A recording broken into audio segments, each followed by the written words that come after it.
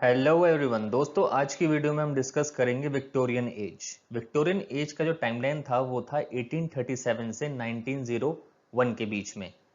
दोस्तों इस वीडियो में हम डिस्कस करेंगे इंट्रोडक्शन और historical background of Victorian as, उसके मेजर इवेंट्स, फिर इसके डिस्कस करेंगे हम एडवांसेस इन टेक्नोलॉजी और एडवांसेस इन साइंस। इसमें क्या क्या एडवांसेस हुए हैं इस एज के अंदर जो बहुत इंपॉर्टेंट है आपकी जनरल नॉलेज के लिए भी और इंग्लिश लिटरेचर के लिए भी। और लास्ट में डिस्कस करेंगे इसके लिटरेरी कैरेक्टरिस्टिक्स। दोस्तों ये विक्टोरियन एज की पार्ट 1 वीडियो है। पार्ट 2 में हम इसके पोएट्स और उनके वर्क्स डिस्कस करेंगे। तो चलिए ये वीडियो को शुरू करते हैं। सबसे पहले है इंट्रोडक्शन एंड हिस्टोरिकल बैकग्राउंड। दोस्तों विक्टोरियन एज स्टार्ट हुई थी जब क्वीन विक्टोरिया इंग्लैंड की रानी बनी थी 18 साल की उम्र में 1837 में। विक्टोरिया ने अपने अंकल विलियम द फोर्थ को सक्सीड किया था उस टाइम पीरियड में।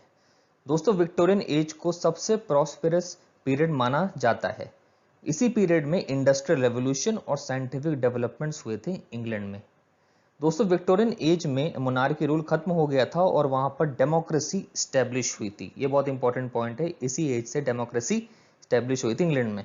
हाउस ऑफ कॉमन्स वहां का रूलिंग पावर बन गया था। अब विक्टोरियन एज में ही दोस्तों स्लेवरी को अबॉलिश किया गया था 1834 में। दोस्तों विक्टोरियन एज में जो कोड ऑफ कंडक्ट फॉलो होते थे उनमें से जो इंपॉर्टेंट है वो है sexual restraint, low tolerance of crime, मतलब क्राइम को वहां बर्दाश्त नहीं किया जाता था, और होमोसेक्सुअल्स को भी वहां टॉलरेट या एनकरेज नहीं किया जाता था उस टाइम पीरियड में। विक्टोरियन एज के राइटर्स जो थे दोस्तों वो अपने राइटिंग्स में social, political and religious changes को इंपॉर्टेंस देते थे। अब उनके वर्क्स में कैरेक्टर डेवलपमेंट पर ज्यादा फोकस होता था दोस्तों। नेक्स्ट है दोस्तों इसका major events of Victorian age. Victoria ने अपने फर्स्ट कजन विलियम एल्बर्ट से शादी की थी दोस्तों, उनके 9 बच्चे हुए थे। तो ये बहुत इंपॉर्टेंट इवेंट है इस एज का। आयरिश पोटैटो फेमीन इसी एज का पार्ट है दोस्तों। आयरिश पोटैटो फेमीन को ग्रेट हंगर भी कहते हैं। ये एक ऐसा पीरियड था जहां पर लोग भूखमरी और बीमारियों का शिकार हो गए थे आयरलैंड में। ये पीरियड चला था 1845 से 1852 तक। अब विक्टोरियन एज में ही दोस्तों क्राइमियन वॉर शुरू हुई थी, जिसमें रशिया जो था वो ग्रेट ब्रिटेन, फ्रांस, सर्डेनिया और टर्की से लड़ रहा था। ये वॉर शुरू हुई थी दोस्तों अक्टूबर 1853 से और खत्म हुई थी 1856 में। नेक्स्ट है दोस्तों प्रिंस एल्बर्ट की डेथ हुई थी टाइफाइड फीवर की वजह से जब वो 42 ईयर्स के थे। कैफे रॉयल भी दोस्तों इसी एज में इस्टेब्लिश हुआ था लंदन में। दोस्तों स्विस कैनाल भी बिल्ट हुआ था विक्टोरियन एज में 1869 में, जिसकी वजह से शिप्स का ट्रेवल डिस्टेंस बहुत कम हो गया था यूरोप और एशिया के बीच में। दोस्तों थॉमस एडिसन ने इसी टाइम पीरियड में इलेक्ट्रिक बल्ब इन्वेंट किया था और अलेक्जेंडर ग्राहम बेल ने टेलीफोन भी इसी एज में इन्वेंट किया था। ये बहुत इंपॉर्टेंट फैक्चुअल और इस एज का मेजर इवेंट है। कार्ल बेंज ने दोस्तों इसी एज में फर्स्ट ऑटोमोबाइल भी इन्वेंट की थी। उनकी बेंज पेटेंट मोटर कार 1885 में फर्स्ट प्रैक्टिकल ऑटोमोबाइल थी जिसे सीरीज प्रोडक्शन में यूज किया गया था। तो दोस्तों ये तो हो गए हमारे मेजर इवेंट्स की बात। अब आते हैं advances in technology in Victorian age. कौन कौन से टेक्नोलॉजी के एडवांसेस हुए थे विक्टोरियन एज में। सबसे पहले दोस्तों सैमुअल मोर्स ने Morse code and telegraph system invent किया था, जिसकी वजह से कम्युनिकेशन और बेहतर हो गया था इस टाइम पीरियड में। नेक्स्ट है ऑयल रिफाइनिंग भी दोस्तों इसी एज में स्टार्ट हुई थी, जिसकी वजह से गैसोलीन, डीजल, ऑयल हम डेली लाइफ में यूज कर पाते हैं, जो आज हम करते हैं। इसी एज में दोस्तों sewage system and revolutionised waste management system भी स्टार्ट हुआ था। वाओ। एटीनी लेनोर ने इसी एज में गैस इंजन को भी इन्वेंट किया था दोस्तों। इसी एज में दोस्तों एलिस हाउ ने स्विंग मशीन इन्वेंट की थी, जिसकी वजह से कपड़े का मास प्रोडक्शन हो सका था। नेक्स्ट है दोस्तों वायरलेस टेलीग्राफ भी इसी एज में इन्वेंट हुआ था। मैक्रोनी ने इसे इन्वेंट किया था। और लास्ट में है दोस्तों थॉमस एडिसन ने फोनोग्राफ, माइक्रोफोन और इलेक्ट्रिक लाइट बल्ब भी विक्टोरियन एज में ही इन्वेंट किया था। नेक्स्ट आते हैं दोस्तों advances in science in Victorian age में। अब साइंस में क्या क्या डेवलपमेंट हुआ इस विक्टोरियन एज में वो पढ़ते हैं। दोस्तों जॉन स्नो ने डिस्कवर किया था कि कॉलेरा बीमारी जो है वो गंदे पानी से फैलती है, हवा से नहीं। तो इसी वजह से पानी को साफ रखा जाने लगा और सीवेज सिस्टम को भी इंप्रूव किया गया था। विक्टोरियन एज में ही दोस्तों ट्यूबरक्लोसिस भी डिस्कवर किया गया था रॉबर्ट कोच के द्वारा।